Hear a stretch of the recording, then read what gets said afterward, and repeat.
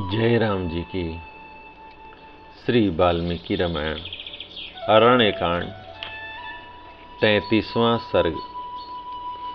शूर्पणखा का रावण को फटकारना। उस समय शूर्पणखा श्री राम से तिरस्कृत होने के कारण बहुत दुखी थी। उसने मंत्रियों के बीच में बैठे हुए समस्त लोगों को रुलाने वाले रावण से अत्यंत कुपित होकर कठोर वाणी में कहा, राक्षस राज, तुम स्वेच्छाचारी और निरंकुश होकर विषय भोगों में मतवाले हो रहे हो। तुम्हारे लिए घोर भय उत्पन्न हो गया है। तुम्हें इसकी जानकारी होनी चाहिए, किंतु तुम इसके विषय में कुछ नहीं जानते हो। जो राजा निम्न श्रेणी के भोगों में आसक्त हो, स्वेच्छाचारी और लोभी हो जाता है, उसे मरघट की आग के समान हेय मानकर प्रजा उसका अधिक आदर नहीं करती है। जो राजा ठीक समय पर स्वयं ही अपने कार्यों का संपादन नहीं करता है, वह राज्य और उन कार्यों के साथ ही नष्ट हो जाता है। जो राज्य की देखभाल के लिए गुप्तचरों को नियुक्त नहीं करता है, प्रजाजनों को जिसका दर्शन दुर्लभ हो जाता है और कामनी आदि भोगों में आसक्त होने के कारण अपनी स्वाधीनता खो बैठता है, ऐसे राजा को प्रजा दूर से ही त्याग देती है। ठीक उसी तरह जैसे हाथी नदी की कीचड़ से दूर ही रहते हैं। जो नरेश अपने राज्य के उस प्रांत की जो अपने ही असावधानी के कारण दूसरे के अधिकार में चला गया हो, रक्षा नहीं करते, उसे पुनः अपने अधिकार में नहीं लाते, वे समुद्र में डूबे हुए पर्वतों की भांति अपने अभ्युदय से प्रकाशित नहीं होते हैं।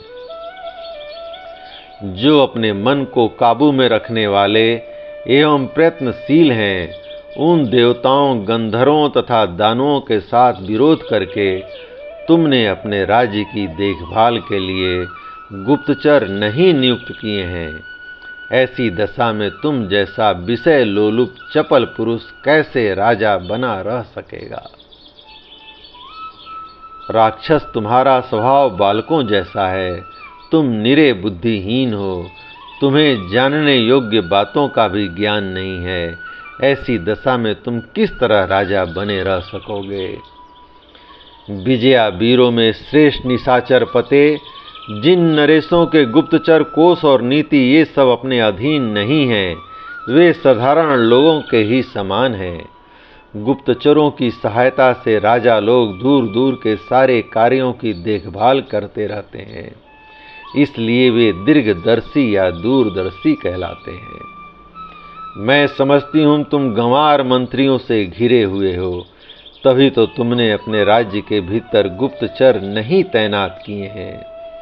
तुम्हारे स्वजन मारे गए और जन स्थान उजाड़ हो गया, फिर भी तुम्हें उसका पता नहीं लगा।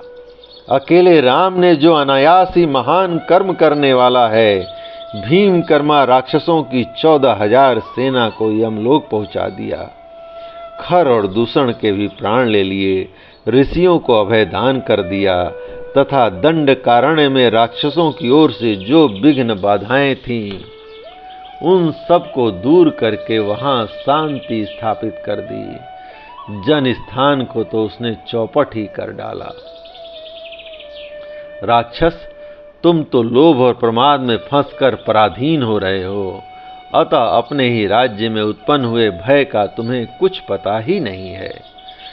जो राजा कठोरतापूर्ण बर्ताव करता अथवा तीखे स्वभाव का परिचय देता है, सेवकों को बहुत कम वेतन देता है, प्रमाद में पड़ा और गर्व में भरा रहता है तथा स्वभाव से ही सठ होता है, उसके संकट में पड़ने पर सभी प्राणी उसका साथ छोड़ देते हैं, उसकी सहायता के लिए आगे नहीं बढ़ते हैं। जो अत्यंत अभिमानी, अपनाने के अयोग्य, आप ही अपने को बहुत बड़ा मानने वाला और क्रोधी होता है, ऐसे नर अथवा नरेश को संकट काल में आत्मी जन भी मार डालते हैं।